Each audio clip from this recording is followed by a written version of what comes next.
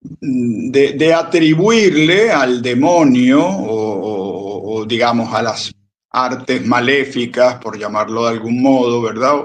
El mal que nos ocurre, ¿no? Entonces lo que tú mencionabas, para no volver a repetir lo que ya tú dijiste, hay como esa tendencia a decir, no, es que me está pasando esto porque me hicieron un trabajo, me está pasando esto porque el demonio. Entonces, claro, yo creo sinceramente, yo soy exorcista y soy exorcista desde hace más de 25 años. Es decir, yo no soy una persona que está hablando sin saber del tema. No, y no lo digo por vanagloriarme, sino porque me he visto confirmado a lo largo de todos estos años y por supuesto ya de antes en lo que voy a decir a continuación. Los males humanos normalmente tienen una explicación humana, humana, solo en casos muy extraordinarios. Y entonces hay manifestaciones de esa extraordinariedad, manifestaciones que nosotros los exorcistas conocemos, hemos visto, hemos constatado, que como digo, es solo en un mínimo de casos, y no solo porque a una persona tenga problemas vamos a pensar en eso, sino que tiene que darse otra serie de elementos que yo siempre se lo suelo preguntar a la gente, porque a mí me llaman continuamente. Padre, mire, me dieron su número, un grupo, una persona, un sacerdote, a mí me está pasando esto, tengo un hijo que le está pasando esto otro. Bueno, pero además cosas a veces muy evidentes que son muy dolorosas. Recientemente una persona me trajo a una chica joven, 19 añitos o 20, con esquizofrenia, pero además diagnosticada, no por uno, por varios psiquiatras. Y claro, la persona venía como que, padre, alguien me dijo que a lo mejor era un mal que le habían echado, ¿no? Y claro, uno con un cariño enorme y sintiendo dolor, porque uno dice, pobre señora, o sea, con su hija en ese estado, y claro, la hija todavía es un poquito consciente por momentos y le dice, ayúdame, mamá. Pero claro, la esquizofrenia muchas veces es una enfermedad progresiva que deteriora el sistema nervioso y la persona llega un momento en que ya no se ubica en tiempo y espacio, ¿no? Entonces esta pobre muchacha a veces oye voces, tiene visiones, a veces cosas terroríficas, pero no, nada que ver. Es más, lamentablemente, eso también se vio alimentado porque, voy a decir las cosas, y no es porque esto suceda siempre, ¿no? Pero la llevaron a un culto, digamos, cristiano, y entonces más bien lo que hicieron fue comenzar a hacerle como un exorcismo, y claro, lo que hicieron fue reforzar en la Dañarla muchacha más, claro. o crearle la idea de que lo que ella veía, oía, era algo diabólico y ahora es muy difícil ayudarla a salir de eso, porque tiene una fijación. Entonces, claro, una pobre mamá, una pobre chica, y la evidencia es patente, o sea, hay claramente un diagnóstico de esquizofrenia. Yo voy a echar el cuento completo. A mí me la habían traído hace un tiempo, yo no me recordaba. Y al final de la conversación, la mamá me lo recordó, padre, usted tal vez no nos recuerda, porque a lo mejor he visto a tanta gente. Yo se la traje y usted me dijo que buscara un psiquiatra. Y yo busqué, porque claro, es que yo me di cuenta cuando me la trajeron, yo le hice también hasta un poquito de oración, no un exorcismo, porque un exorcismo es absolutamente inconveniente cuando una persona, digamos, no está dando muestras clarísimas y aún así de tener una posesión diabólica. Entonces uno hace una oración donde le pide a Dios por esa persona, donde utilice el agua bendita, un crucifijo, y no hubo ninguna de las reacciones que uno ya conoce. Y yo le dije a esa señora, mire, por este lado, váyase tranquila, entiendo que usted se siente muy mal, se siente muy triste. Bueno, esto es un drama, claro que es un drama. Vayan a un psiquiatra a ver si la pueden ayudar. Bueno, los psiquiatras no han todavía quizás encontrado el tratamiento. Pero ¿qué quiero decir con toda esta larga historia que a lo mejor nos da un poquito de tristeza a todos? Esa es la existencia del mal, pero el mal no se lo podemos atribuir al demonio, como si todas las enfermedades nuestras nos las pusieron, como si todo es producto de un maleficio. No, eso ocurre en una minimísima proporción. El resto son las cosas de la vida. Que no consigo trabajo, a lo mejor, en Venezuela ahorita no es fácil conseguir trabajo. Por ejemplo, hablando desde aquí, desde Venezuela, me imagino que en otros lugares puede ser lo mismo. Una persona que tiene una determinada edad, salvo que sea un cura como yo, puede tener muchos problemas para encontrar trabajo. Los curas no sobra trabajo, bendito sea Dios, gracias a Dios. Estoy echando broma, obviamente. Pero bueno, es que esa es la vida. Una enfermedad, eso forma parte de la vida. El deterioro de la salud, a veces también dolorosamente, una enfermedad de una persona jovencita, pero eso forma parte de la vida. Entonces el tema es, yo como cristiana, yo como cristiano, ¿cómo enfrento eso? Y entonces aquí volvemos un poco a lo que estábamos diciendo al principio.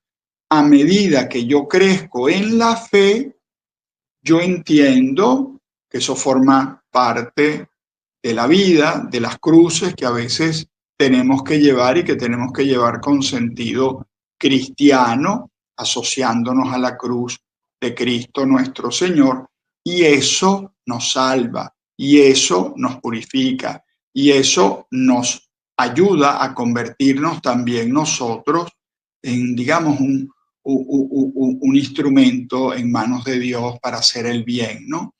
Y entonces volvemos, esas personas que a veces se acercan a uno preguntando si me hicieron esto o me hicieron esto otro, uno los tiene que evangelizar. Yo diría que una de las cosas que más ayuda es el acompañamiento. Cuando acompañamos el dolor de una persona, miren, usted allí hace un bien enorme y no hay que tener miedo. A veces hay personas que dicen, pero padre, que yo entre en la casa de un santero. ¿Y por qué no? Tú no vas a entrar a participar en un culto de la santería. Tú vas a entrar porque a lo mejor quieres acercar a esa persona a Dios. No llegues diciendo, aquí huele a Satanás, aquí esto, aquí lo otro. Entra con toda la paz del mundo, padre, y si me pasa algo, que no te va a pasar nada, mujer de Dios, hombre de Dios, varón de Dios. ¿Por qué?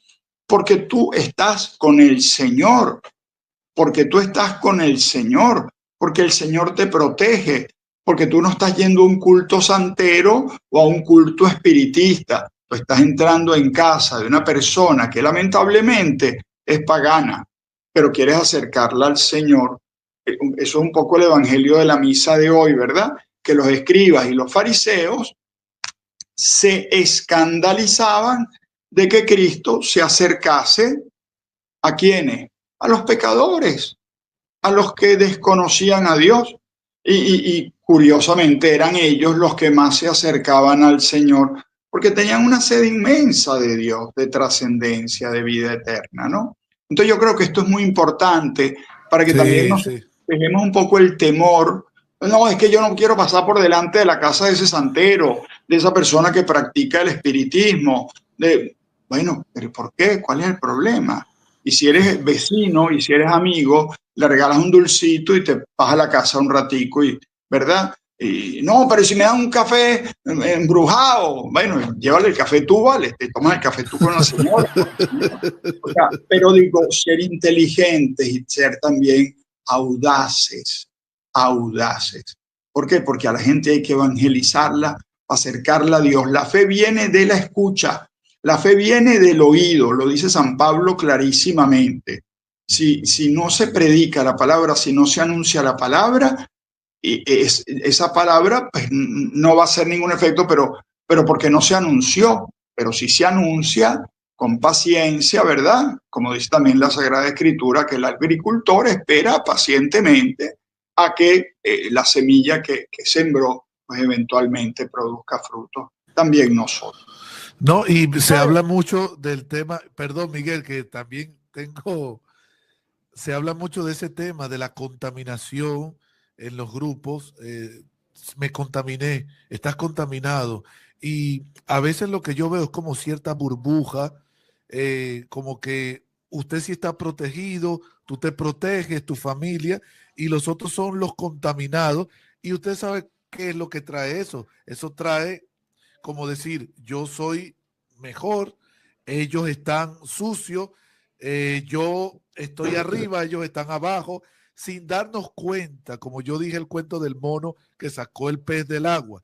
Entonces, en cierto sentido, muchas veces, incluso Monseñor Munilla lo dijo públicamente y lo digo públicamente, él decía que a veces creemos que los enemigos de la iglesia son las otras religiones o las sectas o otros o los protestantes, cuando en realidad dentro de nuestra iglesia católica hay que evangelizar también y que nosotros dentro también hay enemigos, gente que crean como una tienda aparte, que creen que es una burbuja. Entonces, fíjense, cuando al otro es diferente, cuando tratamos de darle la oportunidad a todos, de acoger, de escuchar, inmediatamente te ven como feo, padre. Te ven como que tú, ese hermano también es, ¿cómo es que lo dicen? Es un católico light. Pero ¿cómo yo voy a evangelizar a un brujo? Por ejemplo, en mi caso, el mecánico mío, que bueno, que quizás ve este programa, él me dice que él es de esa gente que fuman tabaco y que hace esos trabajos. Padre, yo nunca he sentido nada raro y nada malo cuando él me revisa el vehículo, me cae bien. Pero él un día me dijo, Venezuela, tú eres católico. Yo le dije, sí, yo soy católico. Y él me dijo, sí, mira, él fuma tabaco. Él me dice que, ¿sabes? Hay gente que te lo dice, que yo me monto. Me dicen, yo me monto y tiene... Pero padre, yo nunca he sentido un miedo, un pánico o que, cuidado, que te va a pasar algo, porque es que no, nunca he visto ese peligro porque yo digo, si Dios está contigo, si tú comulgas, si tú te confiesas, si tú llevas una vida espiritual, entonces es como darle mucha fuerza al mal.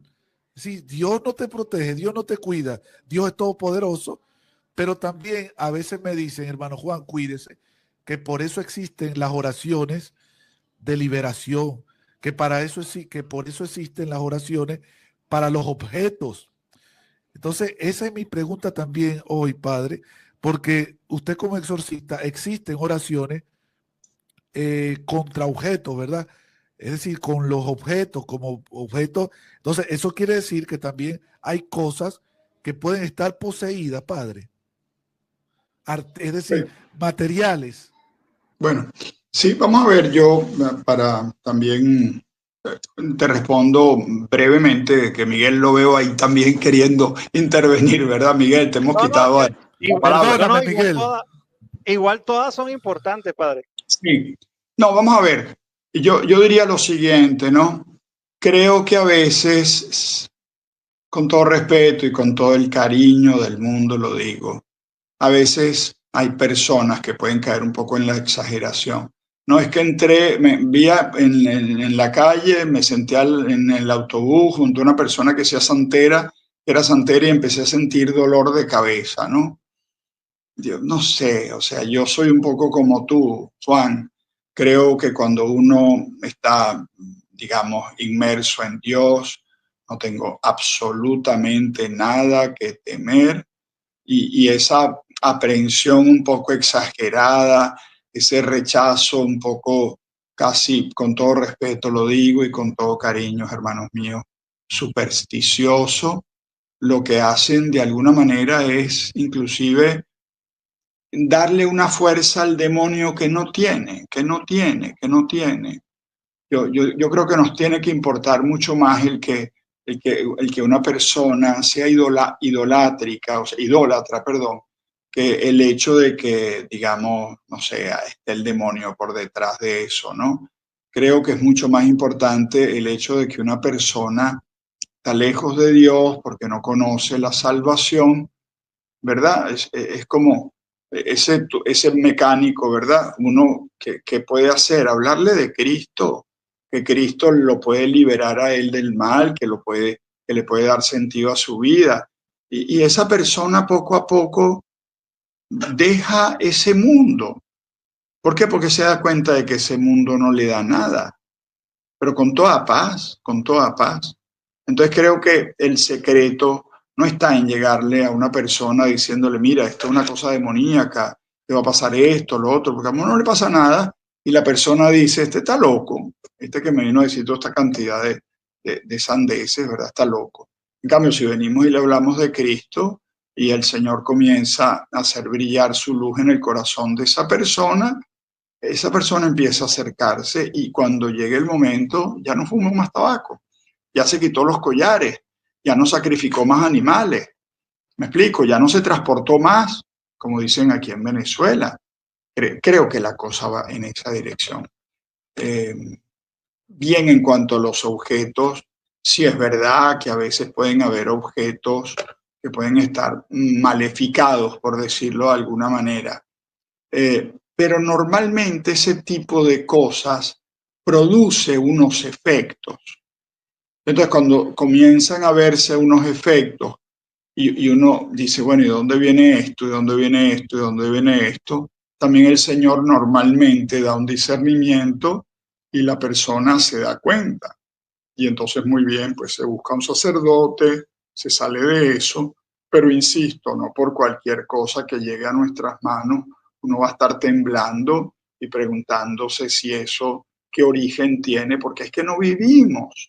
O sea, estamos siempre como atenazados por un temor que nos impide vivir con serenidad.